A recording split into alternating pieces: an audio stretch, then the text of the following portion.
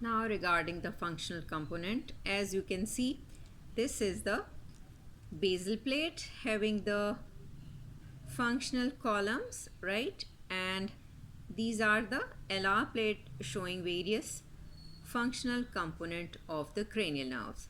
As we know that the basal plate is the motor plate, so definitely all the functional columns will be showing the efferent fibers in it, right?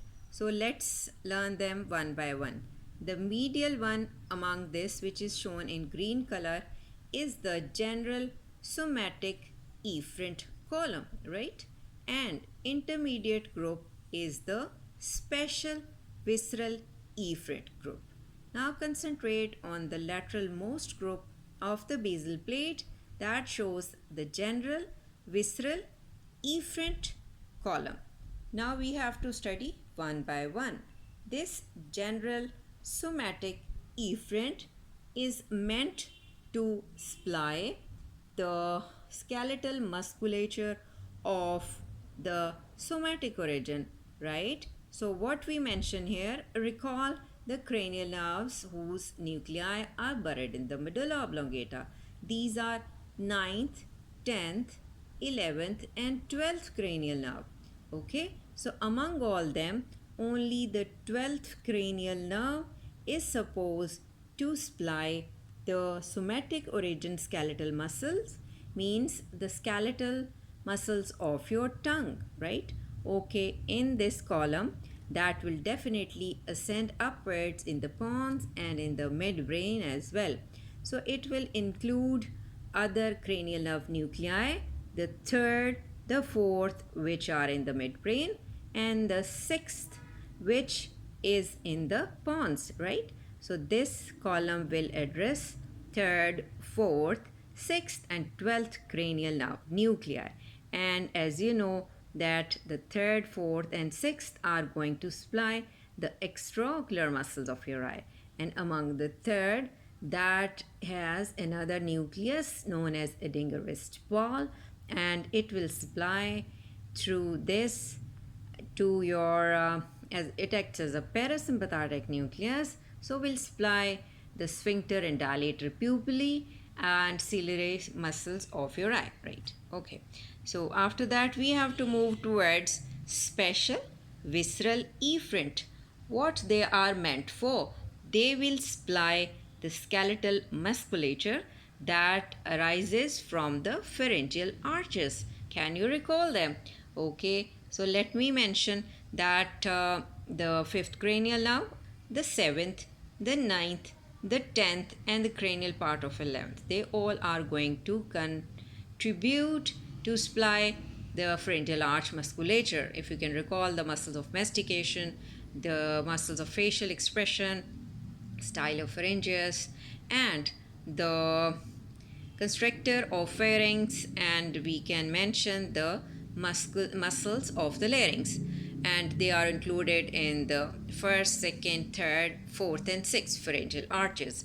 So always think all the nerves that are related to your pharyngeal arches, right? In this way you will remember them. Now concentrate on the general visceral efferent, what it means.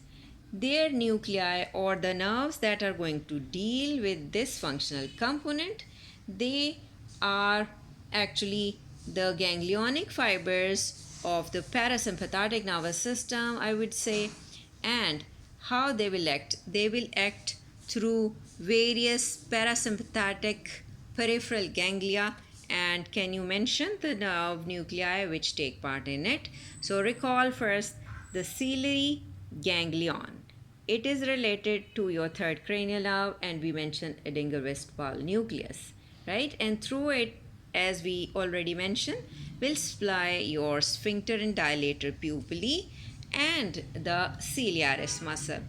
So next to it, we can mention which other nerve, that is the seventh cranial nerve, which is dealing with your pterygopalatine ganglion through its lacrimatory nucleus, right? and it also has superior salivatory nucleus, right? And via submandibular ganglion it will supply your glands, right? Like submandibular and sublingual. Okay, now you can add to these the inferior salivatory nucleus, which is a nucleus of the ninth cranial nerve, right? So via otic ganglion it will also supply the glands, the parotid gland you can mention. And never forget the 10th cranial nerve nucleus, which is the dorsal nucleus of vagus.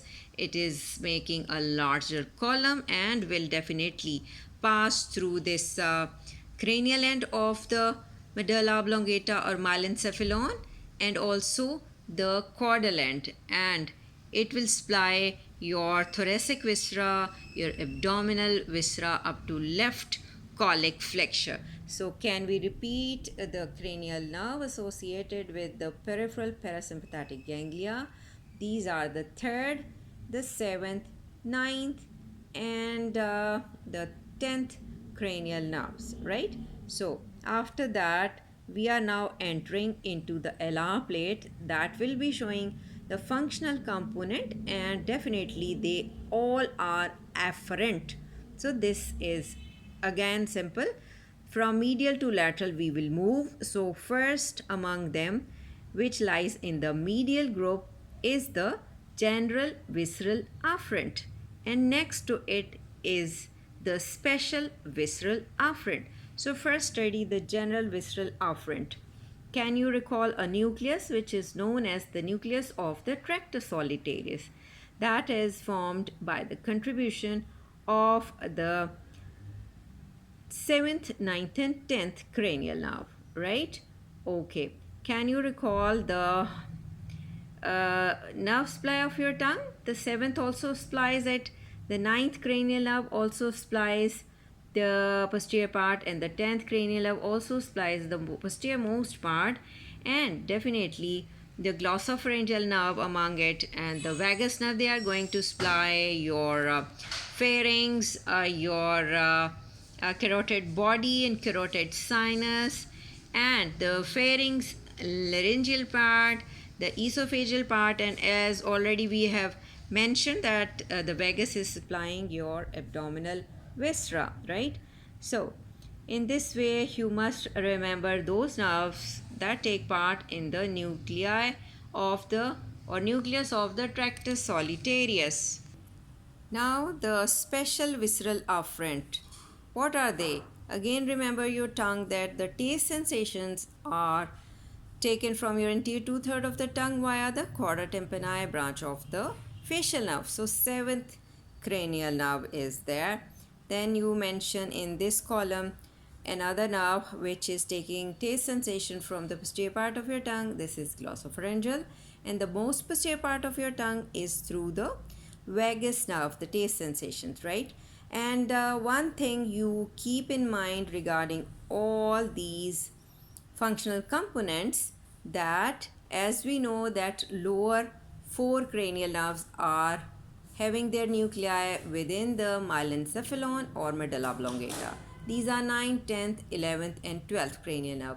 So always keep in mind that the respected column will be showing only those nuclei that are present in the medulla right now, and rest of the nerves which I am going to mention and I have already mentioned, maybe in the pons, maybe in the midbrain. Okay. Now we are supposed to concentrate on the general somatic afferent. What this functional column is, it has to deal with your 5th or trigeminal nerve, and you know that this trigeminal nerve has got 4 nuclei. 1 is motor and 3 are sensory. The sensory main nucleus, the I would say spinal nucleus of trigeminal nerve, and the mesencephalic nucleus. Mesencephalic nucleus is in the midbrain.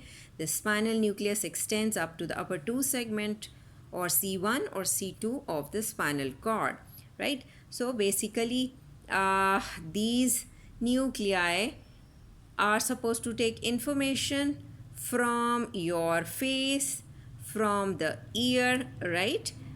So we have all the sensations like touch, pain, and temperature, which are exteroceptive sensations. They are supposed to be taken up by this functional column. Now, the last but not the least, the special somatic afferent.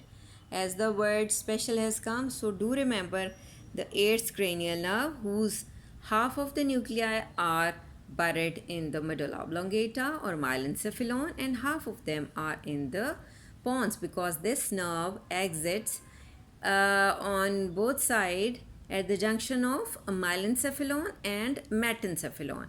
So the special somatic afferent, it is carrying impulses from your apparatus, which deals with your hearing and equilibrium. So the cochlear nerve and vestibular nerve, that forms your eighth cranial nerve, right? So in this way we have to study these functional component.